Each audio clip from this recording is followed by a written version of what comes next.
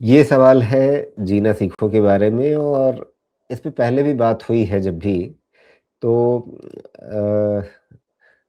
एक तो कंपनी के फंडामेंटल्स या सेल्स ग्रोथ जैसी रही है, वो अच्छी लगने के बावजूद जिस तरह के सेगमेंट में कंपनी है, उसको लेकर के थोड़े रिज़र्वेशन रहे हैं।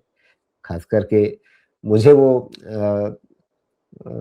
वहाँ पे वो भरोसा जो है ना मतलब वो कितना किया जाए वो एक सवाल मेरे मन में आता है। लेकिन फिर भी आंकड़े जो दिखते हैं वो कहते हैं कि हाँ, कंपनी का काम बढ़ रहा है और साथ में इसके निवेशकों मतलब अगर थोड़ा-सा भी आप इस कंपनी के बारे में कुछ आलोचनात्मक दृष्टि रखें, तो एकदम जैसे सोशल मीडिया पे जिस तरह के कमेंट पॉलिटिकल आते हैं ना, उस तरह का इस पर टिप्पणियाँ शुरू हो जाती हैं। क्या मामला है? अभी तो खैर छोटे मार्केट कैप की कंपनी का सब कुछ एक तरह से छोड़ दिया जाए, मुझे नहीं पता कि कंपनी का क्या है जो भी है, लेकिन नंबर्स तो इनके आ रहे हैं। लेकिन इसमें प्रॉब्लम मैं आपको बताऊं क्या है, ये जितना हाई मार्जिन है ना, ये एक समय के बाद सस्टेनेबल नहीं होता है। इवन मैंने डिवीज को भी देखा है, 43%, 41%, इतनी अच्छी क्वालिटी की कंपनी, उनको मार्जिन संभालने में क्या हालत हो जाती है।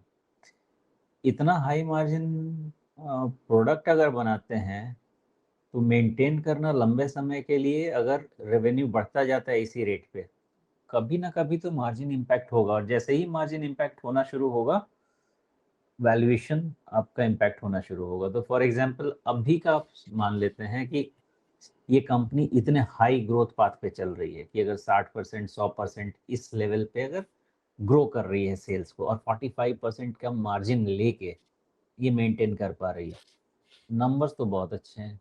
कहीं से कोई पैरामीटर मुझे खराब दिख ही नहीं रहा है जिस पे मैं बात कर पाऊँ। तो अगर ऐसा रहता है तो आपके प्राइस बढ़ते रहेंगे, सस्टेन होंगे। इन सब में प्रॉब्लम जो होती है वो साइज बढ़ने के बाद होती है, और ध्यान रखिएगा ये अब क्लोजर टू $1 बिलियन कंपनी का मार्केट कैप के आसपास आ रहा है। हो सकता है आ भी गया हो, क्योंकि मार्केट में अभी मैसेकर है, इसलिए इसका प्राइस भी नीचे आया होगा। तो अगर क्लोजर टू $1 बिलियन कंपनी अगर आ चुकी है, तो आपको सब पे ध्यान रखना चाहिए होगा कि इतना हाई मार्जिन, इतना हाई आरओसी बिजनेस, 50% का आरओसी मेंटेन अगर कर पा रही है कंपनी, तो समझे कि फिर वो बिजनेस बहुत स्केलेबल नहीं होगा। क्योंकि आएंगे मतलब बैरियर्स ऑफ एंट्री इसमें क्या होंगे, कोई और भी आयुर्वेदिक दवा बनाने लगे और लिस्ट करा के घुस जाए। तो मुझे तो नहीं लगता कि हाई आरओसी, इतना high ROC business scalable possible है। अगर किसी को इन्फ्रेंस ड्रॉ करना है तो चाइना स्टडी कर ले और इंडिया स्टडी कर ले।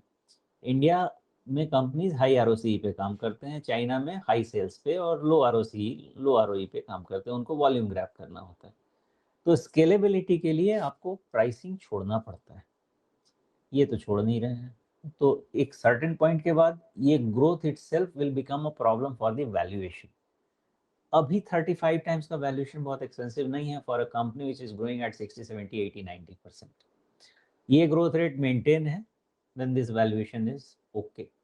जो भी है मार्केट रिलेटेड करेक्शन मान के चलिए आप।